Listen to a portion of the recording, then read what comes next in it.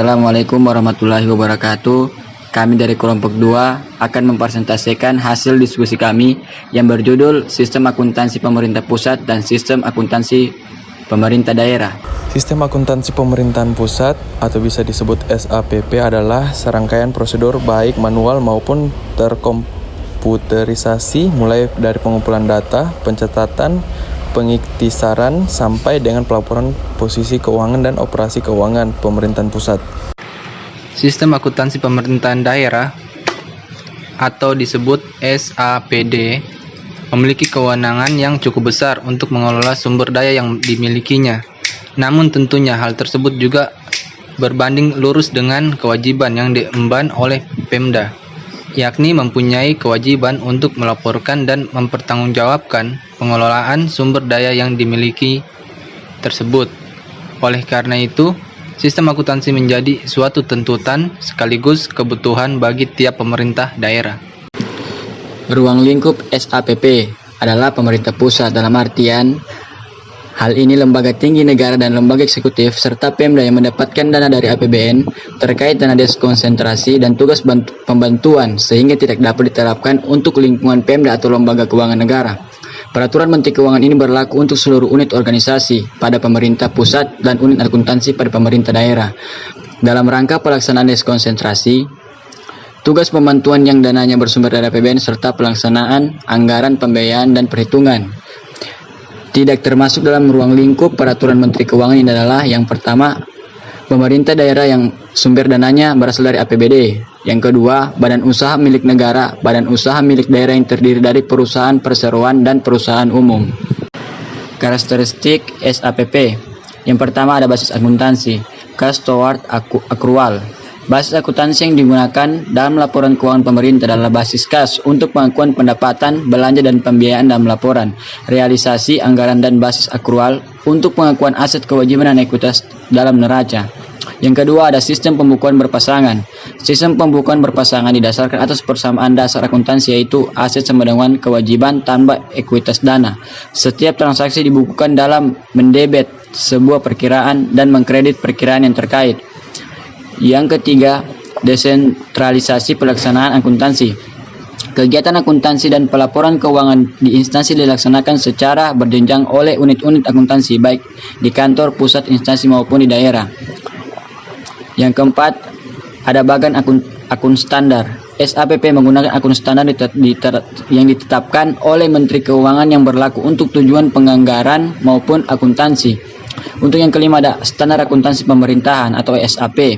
SAPP mengacu pada standar akuntansi pemerintahan SAP dalam melakukan pengakuan, penilaian, pencatatan dan penyajian dan pengungkapan terhadap transaksi keuangan dalam rangka perencanaan pelaksanaan anggaran, pertanggungjawaban, akuntansi dan keuangan.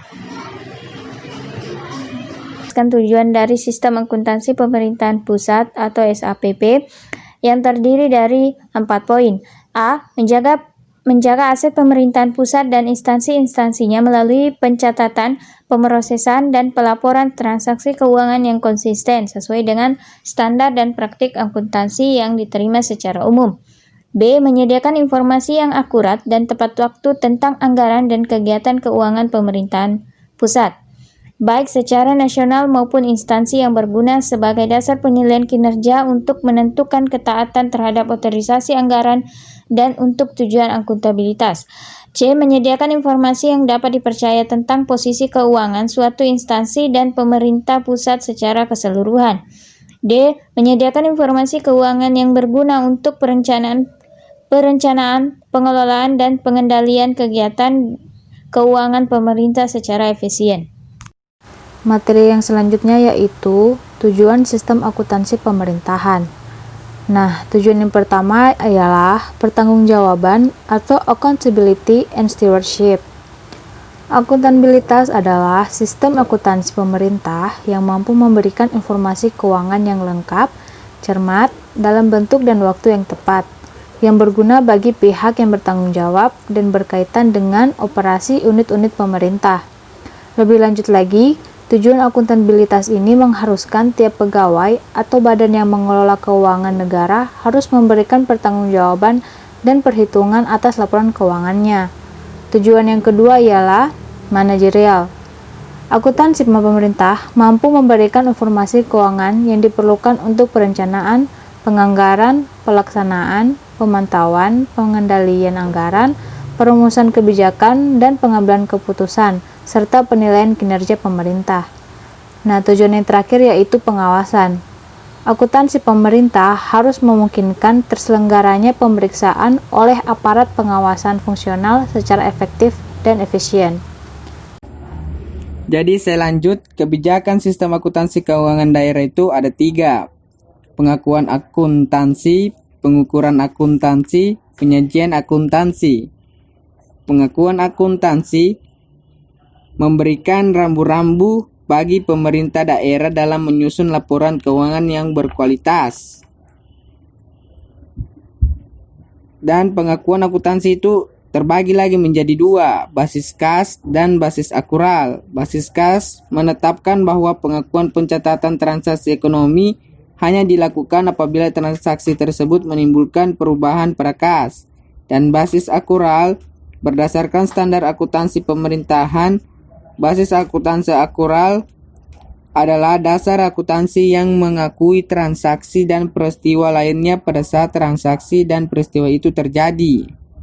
Dan selanjutnya yang kedua itu pengukuran akuntansi. Pengukuran adalah proses penetapan nilai uang untuk mengakui dan memasukkan setiap pos dalam laporan keuangan pemerintah daerah.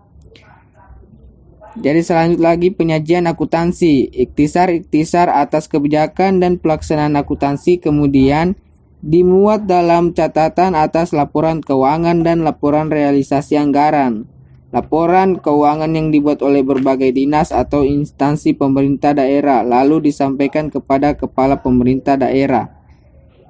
Oke, mantap.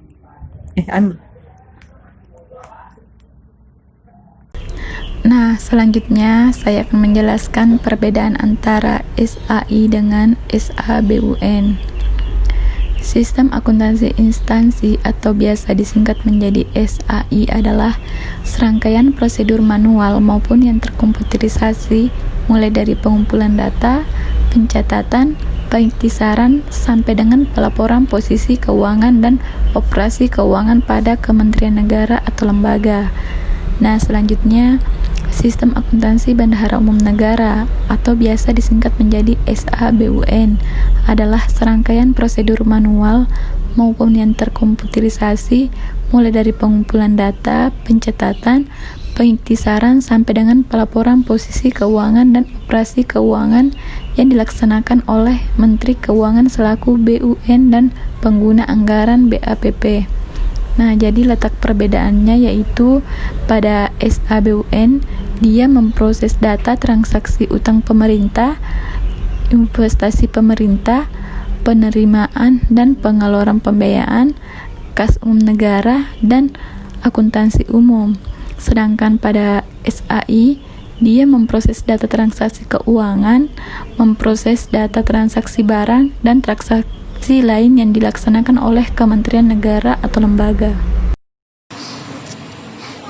Untuk materi terakhir, ada sistem akuntansi pemerintah daerah, yaitu penerapan SAPD dalam menunjang efektivitas pengelolaan keuangan daerah dan perbedaan antara sistem akuntansi PPKD dengan SKPD.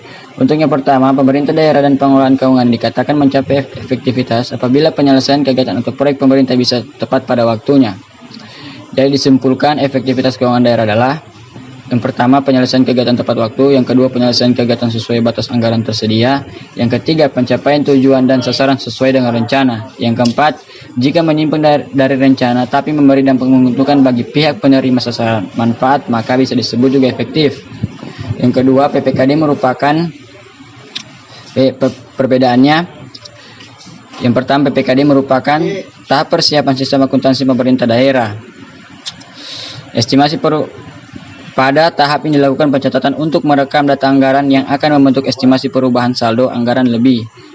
Estimasi perubahan saldo ini juga merupakan akun antara yang berguna dalam rangka pencatatan transaksi realisasi anggaran di dalam neraca. Estimasi perubahan saldo merupakan bagian ekuiti saldo. Yang kedua, SKPD merupakan tahap persiapan sistem akuntansi pemerintah daerah. Pada tahap ini dilakukan pencatatan untuk merekam data anggaran yang membentuk estimasi perubahan saldo. Estimasi perubahan saldo ini merupakan akun perantara yang berguna dalam rangka pencatatan transaksi realisasi anggaran.